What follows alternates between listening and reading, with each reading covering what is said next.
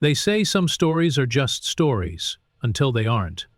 What happened on an ordinary morning in a quiet park shook an entire city, and it all started with a man sitting on a bench. But before we dive into this powerful, true-to-life story of injustice, courage, and unexpected redemption, we want to know, where are you watching from and what time is it right now? Drop it in the comments. We love seeing how far these stories reach. And if you're new here, make sure to hit that subscribe button and turn on the notification bell so you never miss a story that matters. The sun was already casting soft golden rays across the park by the time Samuel Reed settled into his usual spot, a worn wooden bench just beneath an old magnolia tree. It was a peaceful kind of morning, the kind that made the world feel slower, kinder, and for a brief moment, untouched by the chaos that often lay just beyond the edges of quiet. At 78, Samuel had lived through enough history to know that moments like this were rare and worth savoring. He wore khaki slacks, a crisp button-down shirt, and a flat cap tilted slightly forward. Everything about him exuded a quiet dignity, the kind that isn't loud but rooted, undeniable. He held a steaming paper cup of coffee with both hands, its warmth settling into his bones. Next to him, carefully placed, was a weathered leather satchel stuffed with documents. Old protest flyers, handwritten letters, fading photographs, and city maps annotated in red ink. They were more than paper. They were pieces of a lifetime spent fighting for rights that others now took for granted. Later that day, he planned to donate them to the city's historical society, a gesture both symbolic and necessary. As the pigeons gathered around his polished loafers, pecking hopefully at the breadcrumbs he occasionally dropped, Samuel read his newspaper.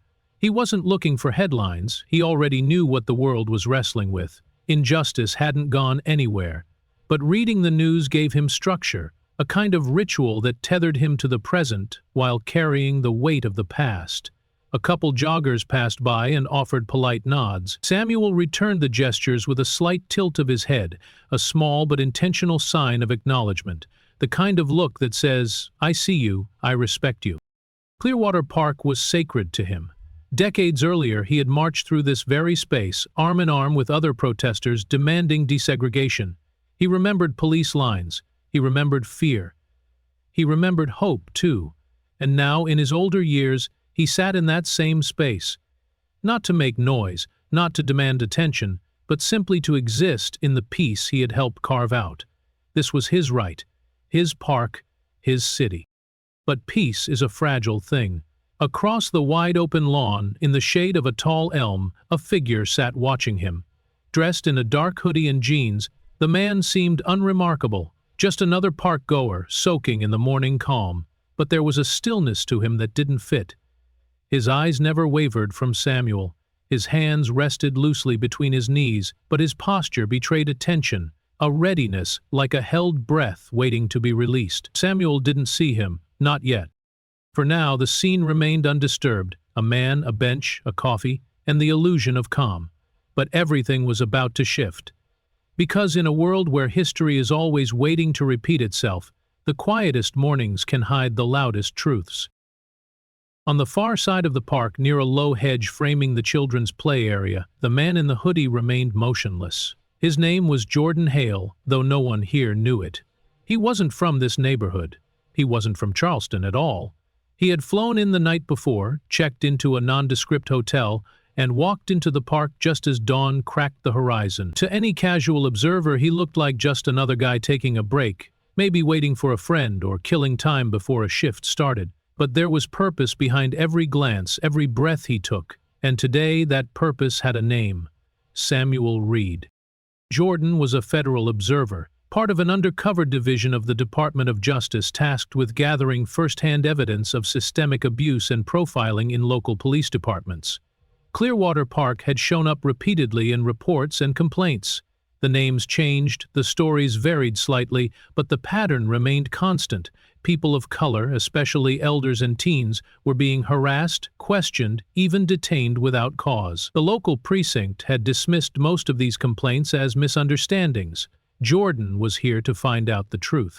He hadn't expected to see someone like Samuel Reed this morning.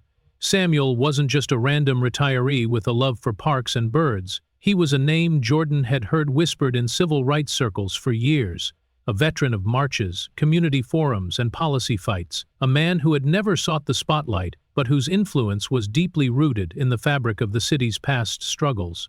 Jordan recognized him the moment he approached the bench, coffee in hand. Something told him to stay, to watch.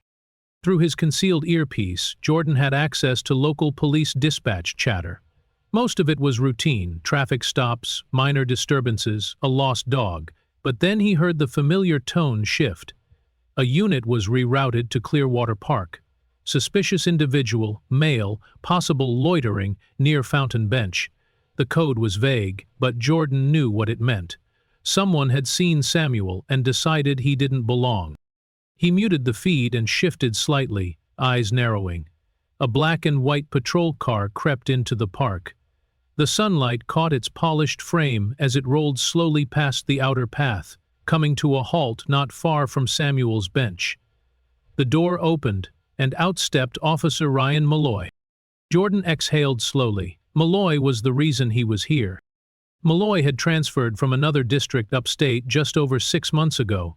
His record was spotless on paper, but Jordan's department had found discrepancies, complaints that were closed without proper investigation, witnesses who refused to speak on record but told the same stories behind closed doors, racial profiling, unjustified stops, intimidation tactics. Malloy was smart enough to play within the gray area of the law, never crossing a line that would trigger disciplinary action, but always walking its edge.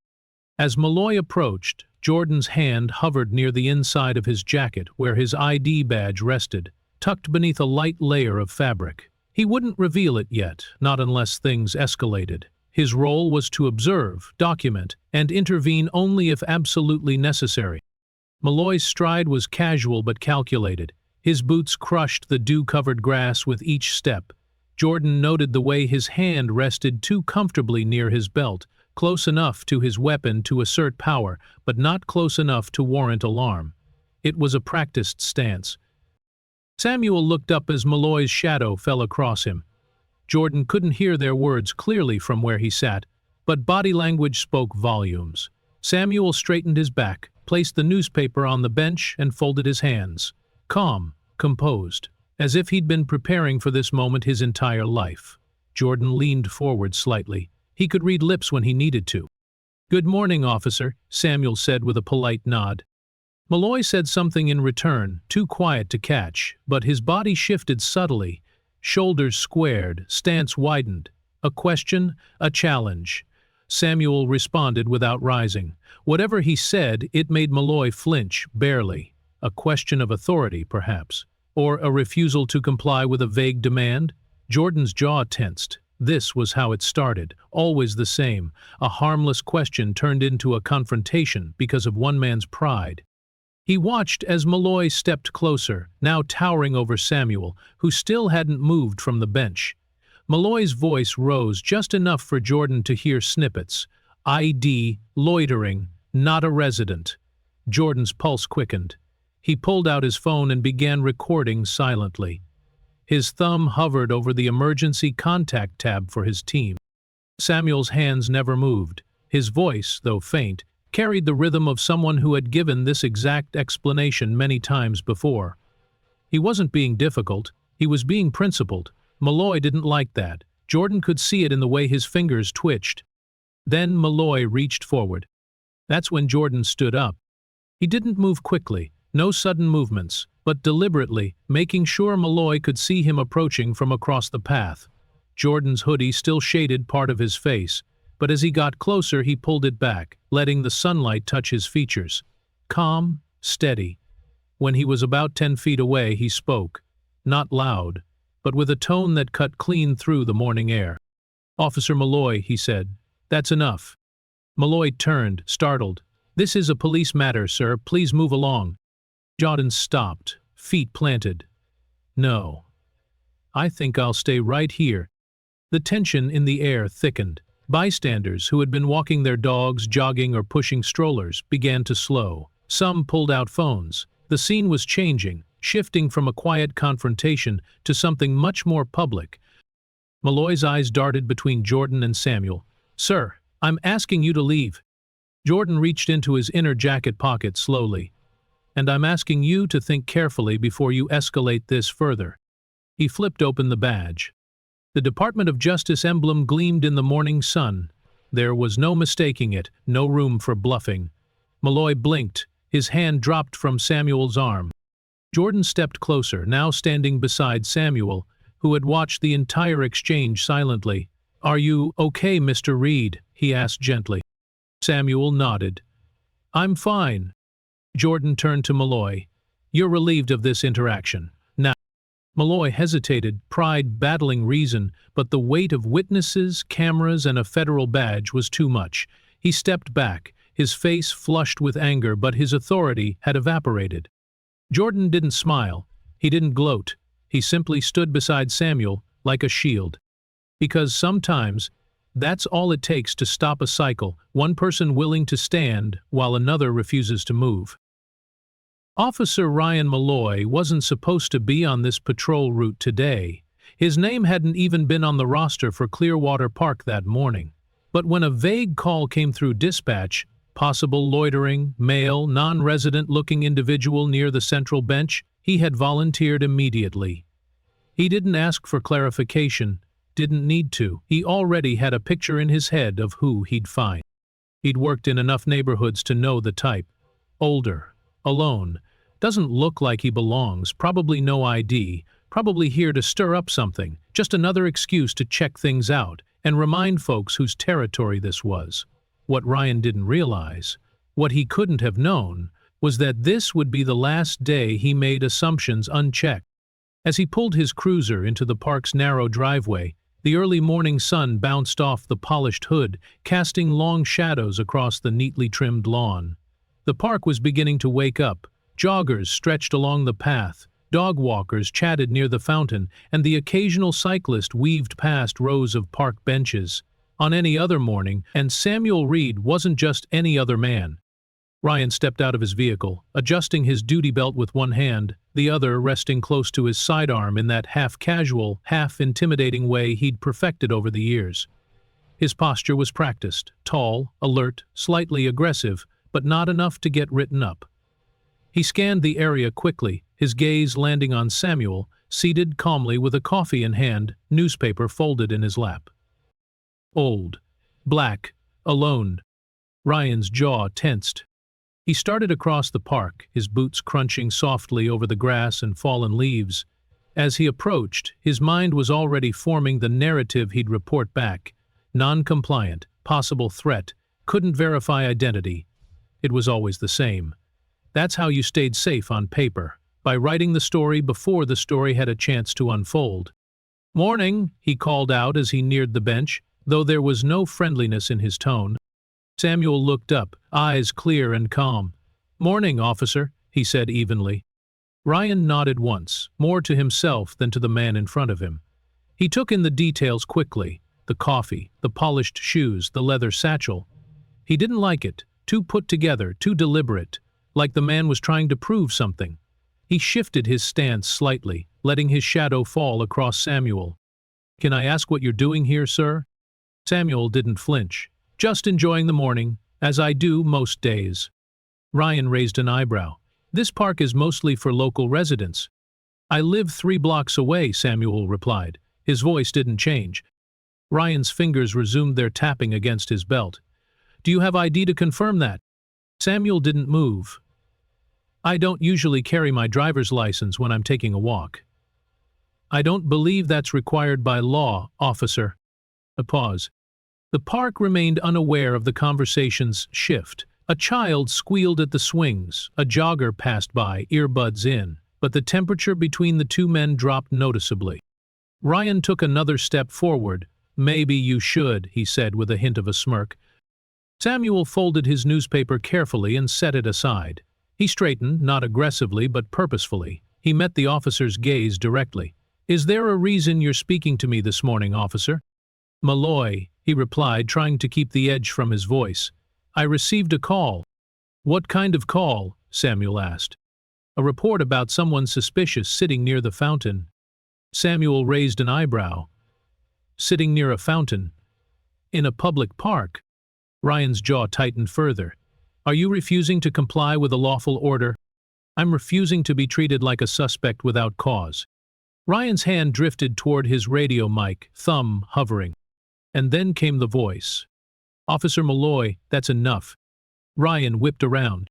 The man who had just spoken approached slowly, removing his hoodie to reveal a sharp, composed face and calm eyes. He didn't look threatening, but something in his presence made Ryan's heart skip a beat. He recognized authority when he saw it, even when it wasn't wearing a uniform. This is a police matter, sir, Ryan said, louder now, partly for the man and partly for the onlookers who had begun to gather. I'm aware, the man replied, stepping closer, which is why I'm intervening. He reached into his jacket and flipped open a leather badge holder. U.S. Department of Justice. Everything in Ryan's mind screamed for control, but his instincts were failing him. Samuel didn't move. He sat like a monument, still, weathered and unshaken. His eyes scanned the badge quietly, then returned to Officer Malloy. The man with the badge stepped between them now. You're done here, officer. You'll stand down and wait for federal response. Ryan didn't answer. Couldn't answer. Not with phones out. Not with a DOJ official staring him down. Not with a man who hadn't moved an inch, showing more power than he'd ever wielded in a badge and a gun. He stepped back, unsure of what to do with his hands. Samuel Reed slowly reached for his cane and stood up, deliberately, without rush, as if to say, I'm not going anywhere, but I'm also not letting this happen again. And just like that, the weight shifted, the confrontation ended, but the consequences had only begun. Samuel Reed stood tall, despite the years bending his spine, his cane planted firmly beside his left foot, his eyes locked with the younger officers. The weight of 100 quiet battles, both won and lost, sat invisibly on his shoulders. But you could feel it in the way he didn't blink. Officer Ryan Malloy, for all his posture and training, suddenly seemed very young. A light breeze whispered through the park, tugging at Samuel's neatly pressed collar, rustling the yellowed pages of the newspaper still lying on the bench. Nearby, a child laughed as her dog chased after a thrown tennis ball. The world didn't pause, not exactly, but something sacred was happening, and those close enough felt it. The kind of moment where history and the present overlap, where injustice doesn't shout, it settles like dust on your skin. Nathan Grant, the federal official in the hoodie, had taken 2 small steps forward, enough to place himself fully between Malloy and Samuel. His face remained unreadable, but his voice was made of polished steel. Officer Malloy, you've initiated a confrontation with no probable cause. You escalated an encounter with a non-threatening citizen, ignored procedural boundaries, and are now interfering with federal oversight. You will step back. Now. Malloy opened his mouth as if to argue, but the words never came. The badge Nathan held glinted in the sunlight. Around them, phones continued to record. A woman with a jogging stroller whispered to her friend, a man leaned forward on his bike handles, and 2 teenagers across the path pointed their phones like cameras in a live documentary. Samuel took a breath. His chest felt tight, not with fear, but with old, familiar weight, the pressure of always having to explain, to defend, to justify being present. This isn't about law, he said quietly. This is about your idea of who belongs here. The words were low, but they landed with impact. Malloy flinched ever so slightly. Somewhere deep inside, some part of him recognized the truth, but that recognition was quickly buried by pride. You're resisting, he muttered again, the accusation limping off his tongue. I'm standing, Samuel replied, his voice like worn leather, strong, aged, flexible, and unbreakable. There's nothing illegal about that. Nathan turned toward the crowd now forming at a respectful but curious distance. His voice lifted just slightly. Ladies and gentlemen, this is being handled by federal authorities. Please remain calm and continue recording if you choose to. Transparency protects everyone. That subtle permission seemed to charge the atmosphere. A man with a golden retriever slowed to a stop. Another woman silently tapped live on her phone screen. The truth was no longer just unfolding, it was being documented in real time across platforms, across cities, across demographics. Malloy seemed to shrink under the weight of it.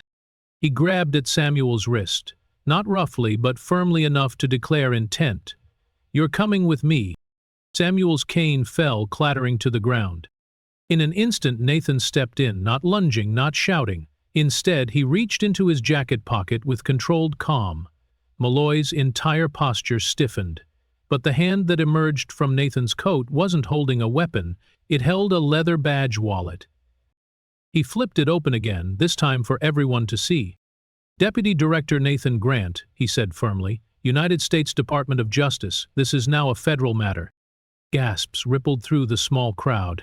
A few people clapped a hand over their mouths, others raised their phones even higher. Malloy's grip loosened. Samuel took a step back, adjusting his posture, breathing through the sharp ache in his shoulder. Nathan looked at him, his voice softening. "Are you injured, sir?" Samuel shook his head. "Not broken." "Good." Nathan nodded once, then turned his attention back to Malloy. "You will wait here. You will not touch your radio. You will not leave. Federal agents are en route. You are to answer all questions when they arrive. Am I clear?" The officer's face had lost color. His jaw tensed. His mouth opened and closed once, twice. But no words came. He nodded, barely. In the distance, the faint wail of approaching sirens sang through the trees. Samuel leaned down and picked up his cane. The man with the retriever gave him a slight bow of his head as he passed. The jogger woman tapped the heart icon on her live stream, whispering, "Thank you," under her breath. Nathan adjusted his stance and stood beside Samuel again. "You all right walking back to your house?" he asked. Samuel looked out across the field, toward the bench where his coffee sat, the satchel still resting against its leg like a tired companion. "I came here for peace," he said. "I'll walk home when it finds me again." Nathan didn't smile, not really, but something softened in his jaw. He reached up and tapped the mic clipped inside his collar. "This is Grant, situation contained, individual safe, suspect compliant, awaiting backup." The sirens grew louder, the next chapter was on its way. But for now, in that circle of grass surrounded by cameras, witnesses, and silent resolve, two men stood together, one with a badge, one with a story, and between them an entire system teetering on the edge of accountability. The sirens grew louder, slicing through the gentle rhythm of the park like a warning bell. But by the time the first unmarked black SUV rolled into view, the real story was already unfolding. Not in the sound of approaching authority, but in the eyes of the people now gathered around Samuel Reed. What had started as an isolated confrontation had become a moment, a convergence, of truth, of history, of power, and reckoning. Samuel stood quietly next to Nathan Grant, the DOJ official who had stepped in when no one else would. His cane was steady beneath his palm, but his shoulders had grown stiff, not from fear, not even from anger, but from the deep ache of familiarity. He had lived this before, not exactly this way, not with cameras and federal agents, but the feeling was the same, being seen not as a man but as a threat for simply existing in the wrong place, in the wrong skin.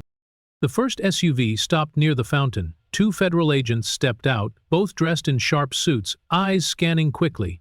Behind them, two Charleston police cruisers arrived, their lights spinning silently. The officers who stepped out looked immediately uncertain, their postures tense.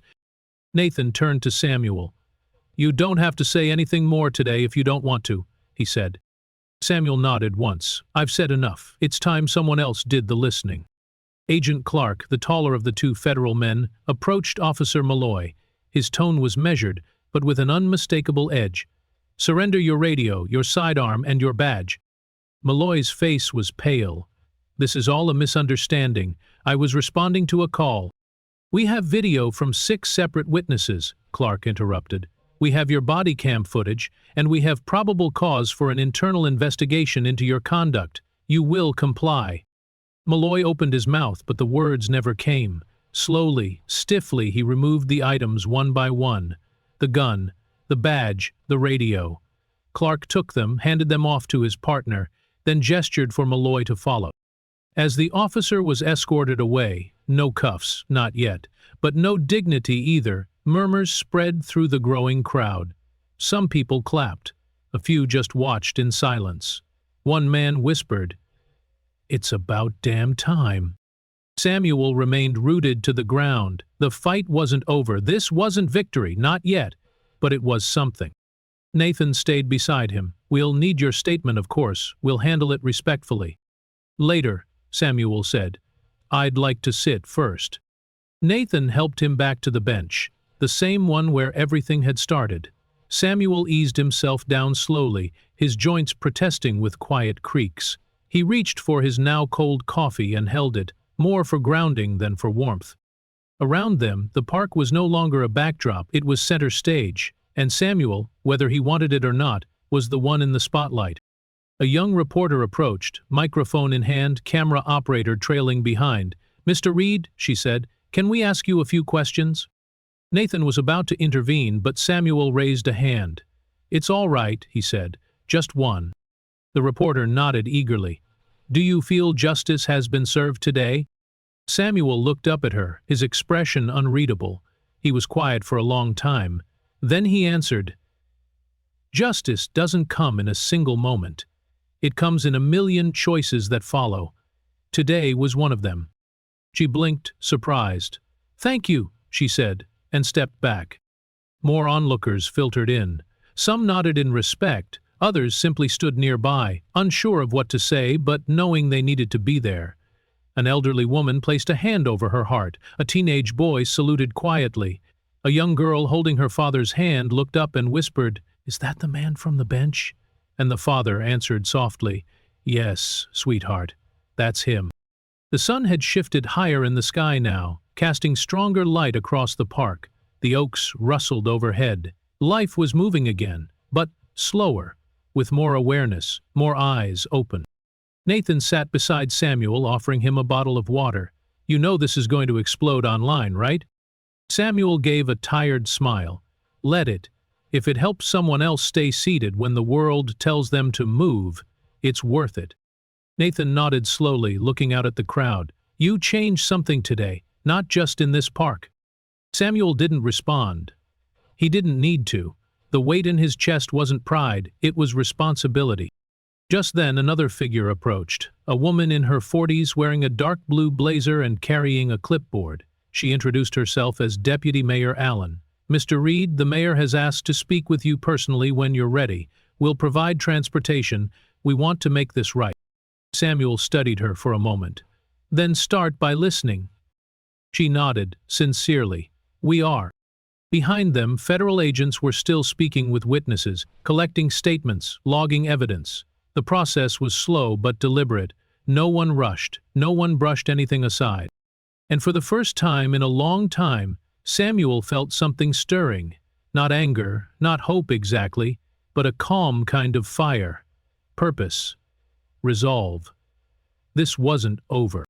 But it had started. And that meant everything. The Charleston Police Department building stood exactly where Samuel Reed remembered it, on the corner of East Jefferson and Broad, just across from the courthouse where he'd once given testimony in a civil rights case more than 40 years ago. The building had changed little since then, new sign, fresh paint, more surveillance cameras. But Samuel knew, some walls remember, and these walls had witnessed too much to forget. The unmarked black SUV pulled to a quiet stop in front of the building. As the engine cut, silence fell inside the car. Nathan Grant, seated in the driver's seat, didn't move at first. He studied the building as if measuring its weight. Samuel, beside him, gripped his cane with a firm hand, not from frailty, but from memory. "You ready?" Nathan asked, finally breaking the silence. Samuel gave a slight nod. "I've been ready since before this place knew my name." The doors opened in unison. The sound of heels on concrete echoed as the two men approached the glass entrance. The receptionist stood as they entered, clearly briefed but still caught off guard by the reality of the moment. A federal badge changed a room's energy instantly. Nathan showed his ID. The officer nodded and picked up the phone without a word. A young officer, mid-20s, pale-faced and visibly nervous, arrived moments later and led them through a quiet corridor. It wasn't a long walk, but every step carried weight. Other officers glanced up from desks. Some looked confused, others uncomfortable. A few quickly lowered their eyes. They arrived at interview room 2B. It was plain. Gray walls, a metal table, 2 chairs, and a pitcher of water that no one touched. Samuel sat first. He adjusted his satchel at his side, set his cane against the wall, and looked around with a calm that came only from experience. Nathan remained standing, not as intimidation, but as insurance. Not that Samuel needed protection, but because the presence of power in the right form had a way of reminding people how serious the moment really was. The door opened. 2 investigators from Internal Affairs stepped in, both in suits, both carrying slim folders. Their expressions walked a fine line between formality and discomfort. They knew who they were sitting across from, and more importantly, they knew what this testimony could trigger. "Mr. Reed," one of them said, voice clear but tight, "thank you for coming. We'd like to ask about your encounter with Officer Ryan Malloy this morning." Samuel didn't ask for legal counsel. He didn't ask to pause or wait. He simply nodded and began. His voice was steady, his cadence calm. He spoke not like a victim, but like a witness to something deeper. He described the walk to the park, the breeze, the coffee, the worn bench beneath the old tree. He described Malloy's approach, the questions, the tone, the way the air seemed to shift before anything even happened. He described the moment he was grabbed, the moment he stood his ground, the moment Nathan Grant revealed his badge and turned the tide. He didn't dramatize. He didn't speculate. He laid it out plainly, like bricks forming a path, letting the investigators follow each step, knowing full well where it led. When he finished, there was silence. The second investigator cleared his throat. "We appreciate your clarity, sir. We'll be reviewing the officer's body cam footage, as well as bystander videos collected from the scene." Nathan, still standing, leaned forward slightly. "I'd strongly advise you to ensure that no footage is edited, delayed, or misplaced. Any tampering will be treated as obstruction of a federal investigation." The investigators both nodded quickly. "Understood," one said. "Absolutely." They gathered their notes and left without further small talk. The door clicked shut behind them. Nathan finally said. He loosened his tie, exhaled through his nose, and looked across the table. "You didn't just give them testimony," he said. "You gave them a foundation, solid and undeniable." Samuel picked up the glass of water. He didn't drink, just held it. "It's not the first time I've had to lay bricks." "No," Nathan said, "but maybe it's the first time someone will actually build something on them." A beat passed. "What happens now?" Samuel asked. Nathan sat back, folding his arms. "Now we dig deeper. Malloy's actions are just the surface. We've already flagged inconsistencies in complaint records, unusual hiring decisions, and a concerning number of lost internal reviews. This isn't about one officer. It's a system problem." Samuel tilted his head. "And do you think the city's ready to face that?" Nathan didn't answer immediately. His jaw shifted slightly as he stared at the wall behind Samuel, like he was reading something written in a language only experience could translate. "I don't think they have a choice anymore." There was another knock at the door. It was the desk sergeant, clearly unsettled. "Sir," he said, addressing Nathan, "there's media gathering outside, protesters too, word spreading fast." Nathan stood again, adjusting his jacket. "Good." The sergeant blinked. "Good." Nathan looked at Samuel. "Would you be willing to make a statement to the press? You don't have to, but the city's watching now, and so is the country." Samuel didn't hesitate. "I won't speak for sympathy," he said, "but I'll speak so they remember." Nathan's expression softened again. "That's all it takes." They left the room side by side. Samuel walked without rush, each step echoing against linoleum that had seen too many quiet exits over the decades, too many names buried under red tape, too many stories dismissed. But this time was different. This time, the walls were listening. By the time Samuel Reed stepped back outside the Charleston Police Department, the quiet morning had transformed into a storm of attention. News vans lined the block, their antennas extended like curious antennae. Protesters filled the sidewalks, some holding signs, others holding silence, but all of them were watching. At the top of the steps, Nathan Grant stood beside Samuel, shielding him from the initial wave of microphones, flashes, and urgent voices. It was chaos, but not the kind that disorients. This chaos had direction, purpose, momentum. A reporter pushed forward, her voice amplified by the cluster of media behind her. "Mr. Reed, were you physically harmed? Do you plan to sue the city? Are you calling this an act of racial profiling?" Samuel raised a hand, not to push away the questions, but to ask for stillness, and incredibly the noise died down. He stepped forward alone, cane in hand, eyes steady. "I'm not here to answer with anger," he began. "I'm here to answer with truth." Dozens of cameras zoomed in. "This morning, I sat on a bench. I drank my coffee. I read my paper. I've done it for years. But today, someone decided that wasn't allowed. Not because I was doing something wrong, but because I looked like I didn't belong." A murmur swept the crowd. Some lowered their heads, others clenched their fists. Samuel continued, undeterred. "This isn't new. This isn't rare. It's just finally visible. And now that it's visible, you can't pretend not to see it." The moment hung in the air like a thundercloud waiting to break. Then came the clapping, at first from the edges, then swelling forward in waves. Samuel didn't bask in it. He simply nodded once and turned to Nathan. "That's all I needed to say."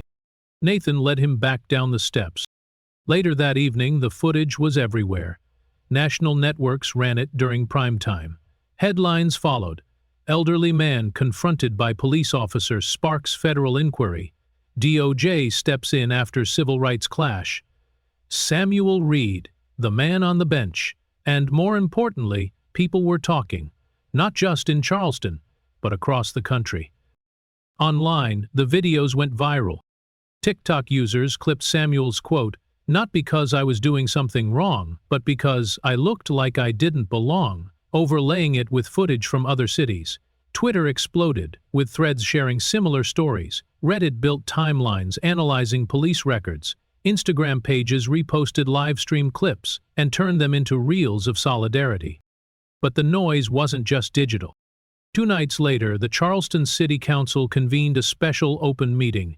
The chamber was packed, standing room only. Dozens of residents lined up to speak. Some held photographs, some held anger, some held nothing but long-held memories they were finally ready to let go of.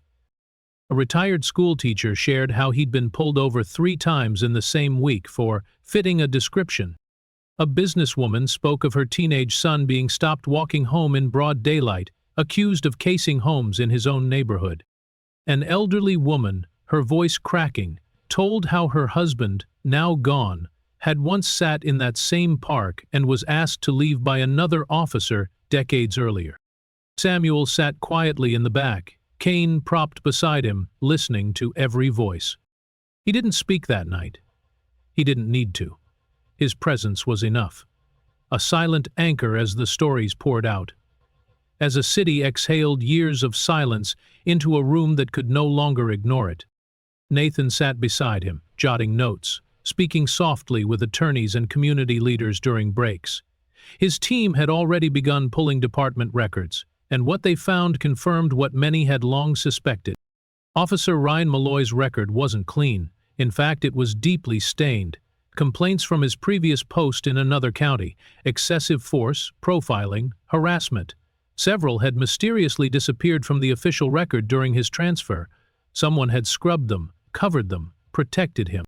Now those cover-ups were under investigation too. Nathan authorized an expansion of the probe, not just into Malloy, but into the hiring process, the training curriculum, the complaint handling systems. What started as one man's abuse of power had cracked open a culture of looking the other way. And the country took notice. Civil rights groups issued statements. Members of Congress asked for hearings. Law schools began analyzing the legal implications of federal intervention in local enforcement. Samuel Reed's name was being spoken in cities he had never visited, not because he sought attention, but because truth has a way of traveling. One afternoon, Nathan sat with Samuel at a local cafe, quiet, away from the spotlight. "You know," Nathan said, "you didn't just change one day, you changed the narrative." Samuel stirred his coffee. Narratives don't matter unless someone listens. They're listening now, Nathan said. Samuel gave a tired smile. Then let's make sure we tell them something worth remembering. Outside, on the brick-lined streets of Charleston, a protest passed. Not angry, just determined. Chants rose softly. Not screams, but promises. And Samuel knew this wasn't over, not yet, but for the first time in a long time, the echo of one moment had grown into a movement. The following weeks in Charleston felt like the beginning of a slow earthquake, not one that split roads or toppled buildings, but one that cracked long-standing silence and shook the foundations of systems built on looking the other way. What had happened in Clearwater Park with Samuel Reed wasn't fading, it was spreading. The mayor held a press conference just 9 days after the incident. She stood before a wall of cameras, flanked by stiff-faced police leadership. Her voice was steady, but her eyes betrayed the weight of the moment. As of today, she announced, Clearwater Park and its surrounding jurisdiction will fall under temporary federal oversight. Officer Ryan Malloy has been placed on unpaid suspension pending the results of a full investigation. A new civilian review board, composed of community leaders, civil rights attorneys, and appointed federal liaisons, will oversee all misconduct claims moving forward. Reporters erupted with questions, but she wasn't finished.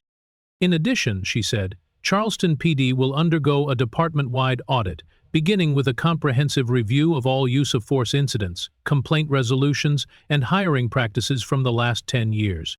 The crowd outside City Hall broke into spontaneous applause. But Samuel Reed wasn't in that crowd. He was sitting quietly at a small round table inside his neighborhood community center, watching the press conference on a wall-mount TV. Around him were teenagers, activists, retired teachers, and working moms, all watching the screen with a shared feeling that was hard to name. It wasn't just relief. It wasn't celebration. It was something deeper. Vindication. Nathan Grant stood at the back of the room, arms crossed, silent. When the press conference ended, the room stayed quiet for a moment longer. Then someone whispered, "It's happening." Samuel didn't smile, he just nodded. Because he knew this wasn't the victory, it was only the breach. The very next day, federal investigators executed a quiet sweep through Charleston PD headquarters. It wasn't dramatic, no arrests, no handcuffs. Just briefcases, scanned hard drives, copied personnel files, and hours of silent note-taking behind closed doors. And what they found shocked even the most cynical agents. There were internal complaints that had never been followed up, officers who had quietly left after multiple use-of-force incidents, diversity training that hadn't been updated in 17 years, and, perhaps worst of all, a pattern of officer transfers between counties, bad actors being passed along like unwanted paperwork instead of being held accountable. Samuel was briefed privately by Nathan and a legal liaison a few nights later. "This isn't a bad apple," the liaison said, placing a thick folder on the table between them. "This is a poisoned orchard." Samuel said nothing at first. He simply looked at the folder. The documents weren't just pages, they were people. People like him. People who didn't have someone like Nathan watching from the shadows. He finally asked, "And now what?" Nathan's reply was simple. "Now we clean house." Over the following weeks, a second wave of consequences swept through Charleston PD. The police chief quietly resigned.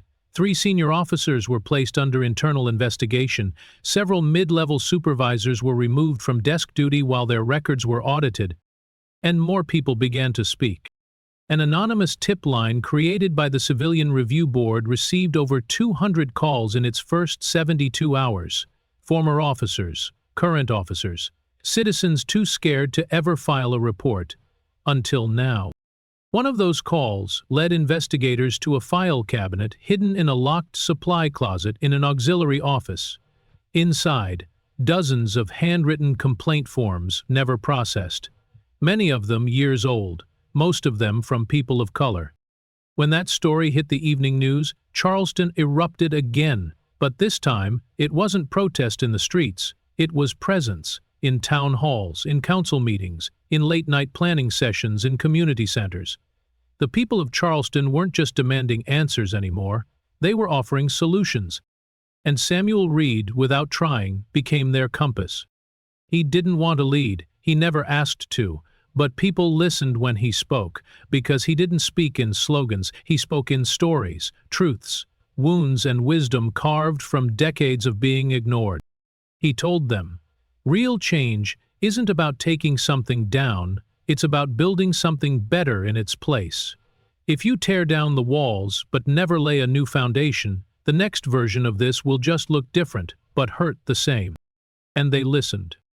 Local businesses began offering free meeting spaces for community strategy sessions. Churches coordinated youth outreach to educate young residents on their rights. Retired police officers offered to mentor new recruits, not just in procedures, but in people. The mayor returned to the community center a week later. This time, she didn't bring cameras. She sat at the table with Samuel and listened. She didn't speak much, just took notes, asked questions. When she finally did speak, she said, "I don't want you to be the face of this, Mr. Reed. I want you to help shape it." Samuel paused, then responded softly, "Then bring in more faces like mine, and listen to them." The meeting ended with a handshake, not for a photo op, but for a promise. And Charleston began to change, not with fireworks, but with conversations, accountability, and the one thing that had been missing for far too long, trust. As the leaves in Charleston began to shift from green to gold, so too did the tone of the city. What once felt like a place teetering on the edge of confrontation was now transforming into something much rarer, a city actively trying to heal. It didn't happen in a dramatic sweep. There were no banners announcing mission accomplished, no overnight miracle legislation. The change came in murmurs, in smaller town meetings with fuller seats, in unlikely neighbors exchanging nods across old lines, in police officers taking off their sunglasses before speaking to a civilian. Clearwater Park, the quiet battlefield that had sparked it all, became the symbol of this new energy. Gone was the invisible tension that once hung between its oak trees. Instead, you'd find volunteers repainting benches, kids running under the watchful eyes of parents from every corner of the city, and uniformed officers, some new, some returning, participating in chess games, reading hours, and even gardening projects. Samuel Reed still came every morning, same bench, same coffee, same paper. But now, he wasn't alone. People stopped to talk, some just to thank him, others to ask questions, to listen, or to sit in silence beside him. He never tried to act like a hero. If anything, the attention made him uncomfortable. He was just a man who didn't move when someone told him he shouldn't sit. But somehow that stillness had shifted the whole city. One afternoon, a small group of city council members, police officials, and community leaders held an open forum at Clearwater Park itself. Folding chairs were arranged in circles, not rows, so no one faced away. Samuel was asked to join the central circle. He agreed only if a local high school student, a public school teacher, and a rookie officer could sit beside him. When asked why, he simply said, "Because they'll be here when I'm gone. This isn't about me, it's about who stays." The conversations that day weren't always easy, some were raw, a few were angry, but they were honest. Officer Carmen Lewis, just a year into the force, stood up during a breakout group and said, "I joined because I wanted to make a difference. But I didn't realize I was inheriting silence. I'm done being quiet." That line stuck. Days later it became a mural painted across the side of a downtown building, "I'm done being quiet." The mural featured portraits, stylized renderings of people from across the movement, Samuel Reed seated on his bench, Officer Lewis with her arms crossed, Nathan Grant holding a folder, the 12-year-old boy with his raised salute. The city wasn't trying to forget what happened, it was learning to remember it the right way. And the reforms kept coming, not rushed, but real. Charleston PD began requiring officers to log at least 8 hours a month of community presence that wasn't tied to enforcement, coaching Little League, helping at local events, or simply walking neighborhood routes. Body cam footage, once hidden behind red tape, was now part of a publicly accessible database, with strict review standards enforced by the newly formed Civilian Oversight Committee. New hires underwent not just physical and tactical training, but mandatory history and community culture courses, where they learned about the neighborhoods they would serve, not just police them.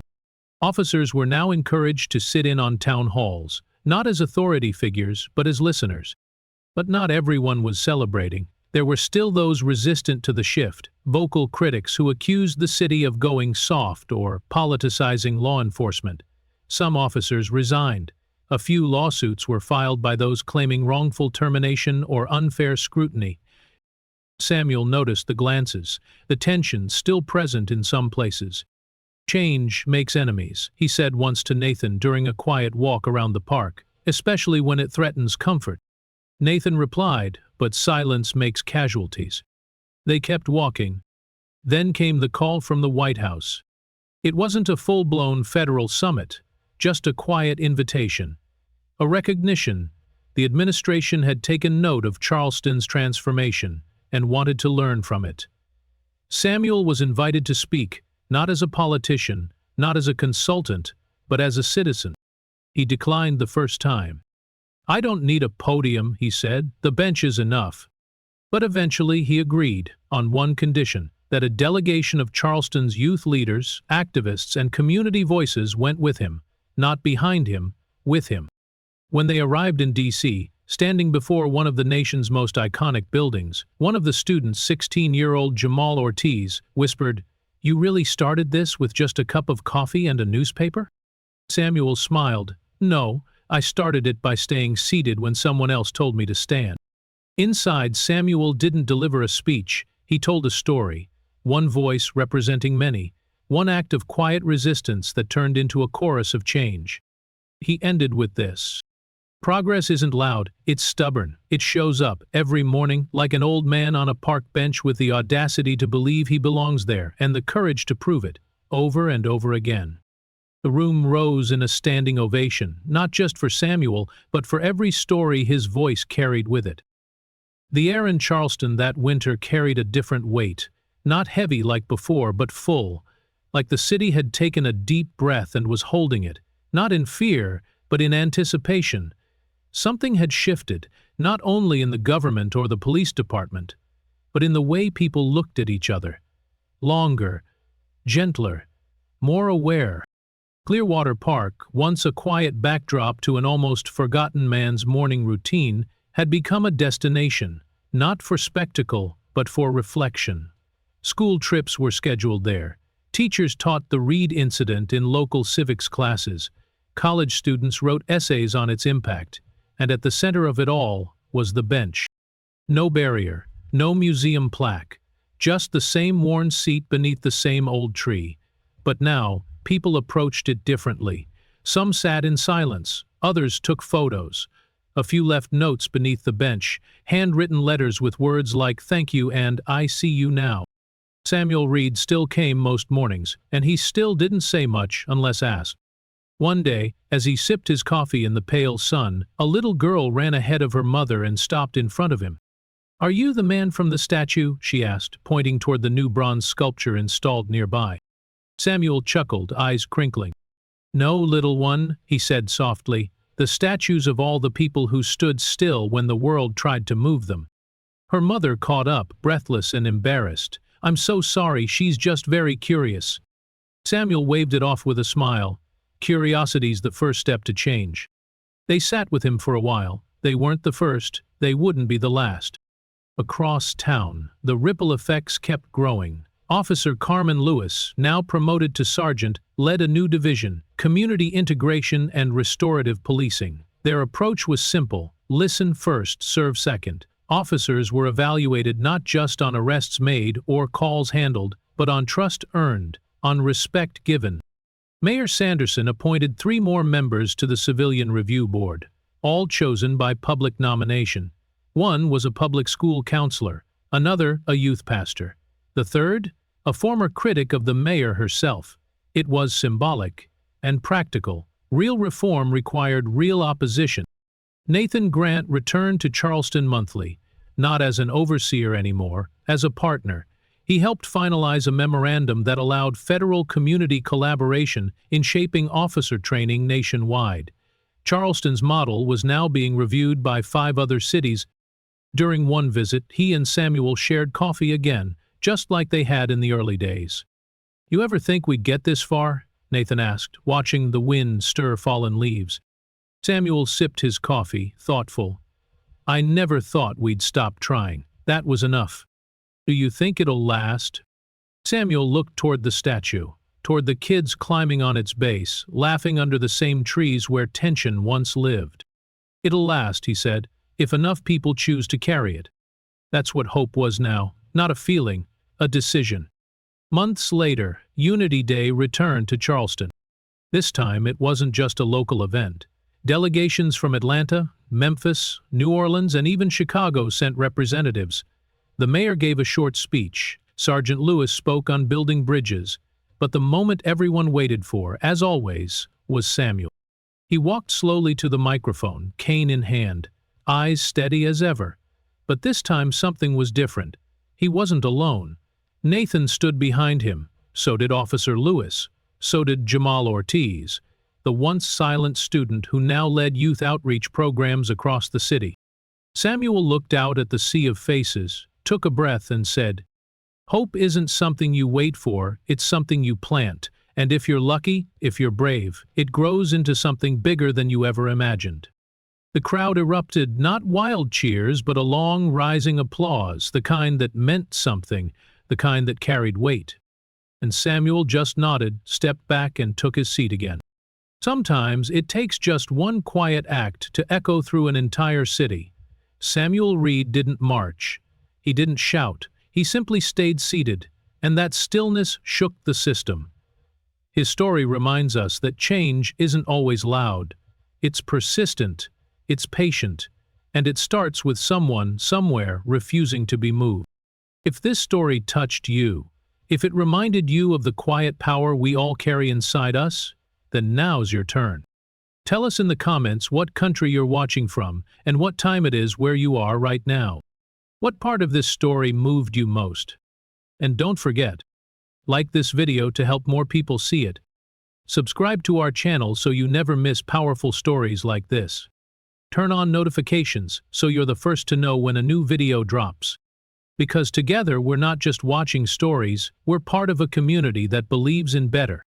Thanks for watching. Keep showing up, keep standing strong, and remember, sometimes, staying seated is the bravest thing you can do.